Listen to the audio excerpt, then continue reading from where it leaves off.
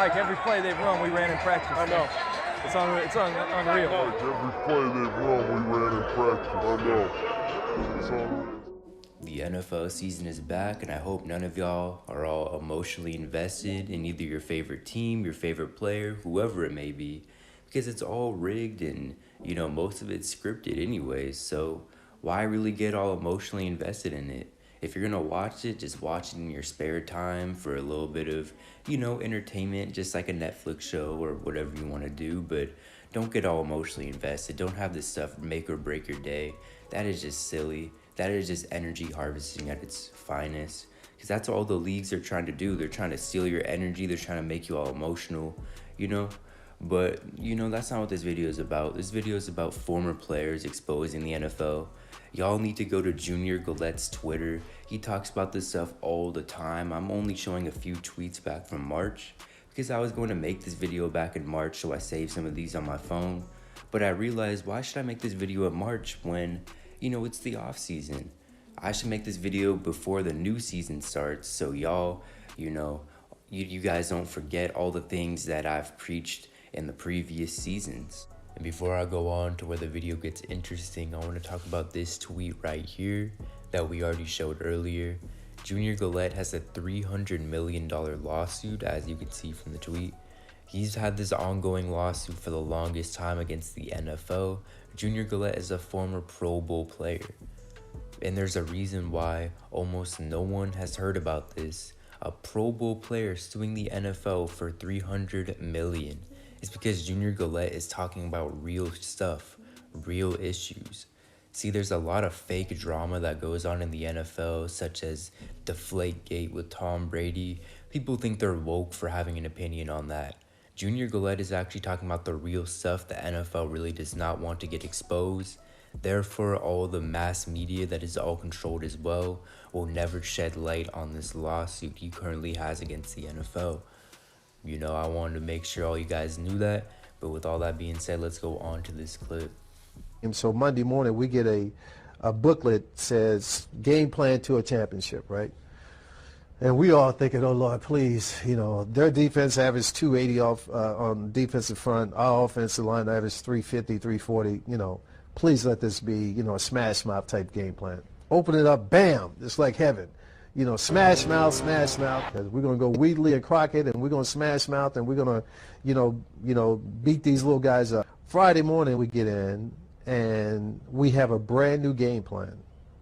I'd never had a coach 2 days before a game change a game plan. And to change the game plan so drastically from we're not going to smash them out, we're going to try and throw the ball 60 times versus this guy. Where you going with this? Tim Brown came out and said head coach Bill Callahan essentially sabotaged the game to let the Buccaneers win.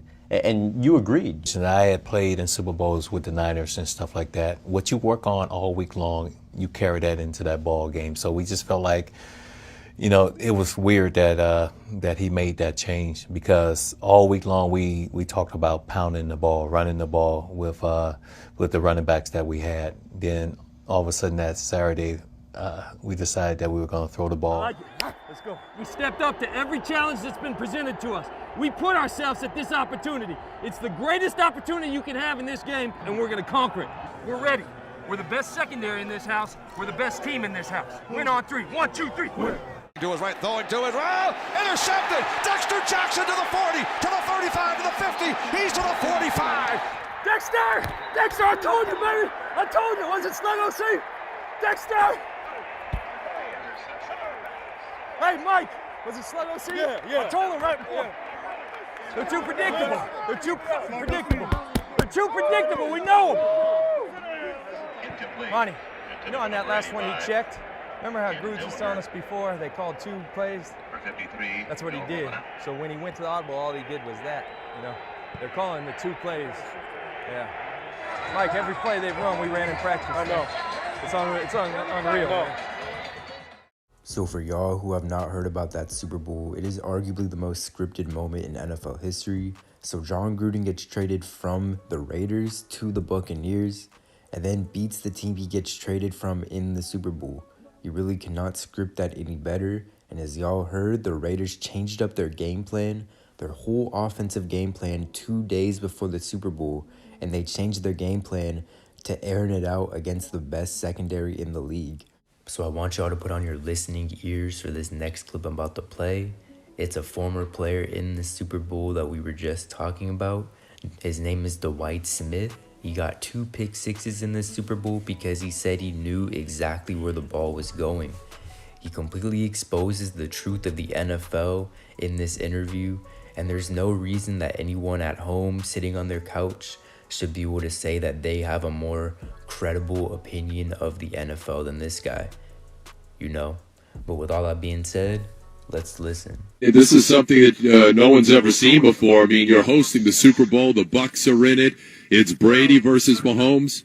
I mean, that was something I predicted at the beginning of the year. I said if the NFL wanted to have the home team in the Super Bowl, this would be the perfect year. Pandemic, people can't travel, you know, so it's not a shock to me. How big of an advantage do you think it will be for the Buccaneers not having to travel anywhere? Because obviously, you know, when you were in the Super Bowl... That's not no advantage. They don't have no advantage. No advantage? Okay. No. All right, so... That's like saying they have advantage at every home game during the year. So, I mean...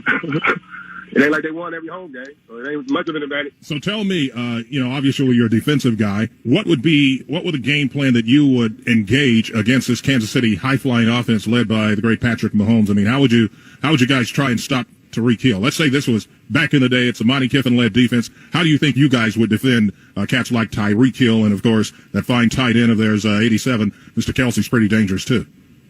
Well, we played cover 2, so it ain't much you would change. You always got somebody over the top. Our key was we had defensive line pressure, man. If you ever notice in the NFL, the teams who win is who get the most pressure on the other team's quarterback. Well, without question, and you guys were able to do it back in the day, and the Buccaneers might be able to do it against the Chiefs' offensive line right now that's really in shambles. They're banged up, they're decimated by injury, and you might be able to rush 4 and drop 7 and take your chances that way. Is that how you would do it, Dwight? I mean, y'all know all the X's and O's, man. I'm just sitting at home watching. I don't like to get into that because I don't believe the game is really decided on the field. So, you know, I don't get into all the X's and O's and talking, man. Like I said, I played in the game. I set a Super Bowl record, and we knew every play they was running before the game started. So, hey, who am I to say? Well, tell us about that week leading up to the Super Bowl, because that was the big thing. Bill Callahan was the Raiders coach at the time. Obviously, John Gruden had just come over. Tell us about that week of preparation leading up to the game and how it was executed by you guys. I mean, you could know which plays are coming. And Tim Brown and Jerry Rice come out and say that they made them run Jerry Rice. I mean, John Gruden's offense. Yes. Yep. It was his offense, and you guys knew exactly what was coming. Did you know every single play? They didn't run that offense all year, though. Ain't it odd that you would run it when you're playing against us? So did you guys know every play before the ball was snapped? I'm just saying, man, the game ain't decided on the field. That's all I'm going to say. Like I said, I predicted who's going to be in the Super Bowl. It ain't about who has the best players. Football is entertainment. So what's the most entertaining Super Bowl? The Bucs in their first one against Patrick Mahomes has nothing to do with if these are the best teams, because we know that these aren't the best teams. The Bucs are not the best NFC team. So who's the best team in the NFC, in your opinion? The Green Bay Packers. But the Bucs beat them at Lambeau, though. I mean, the Bucs proved it. They went there. They beat Aaron Rodgers at his place. You can say what you want, man. Like I say, the game ain't decided on the field.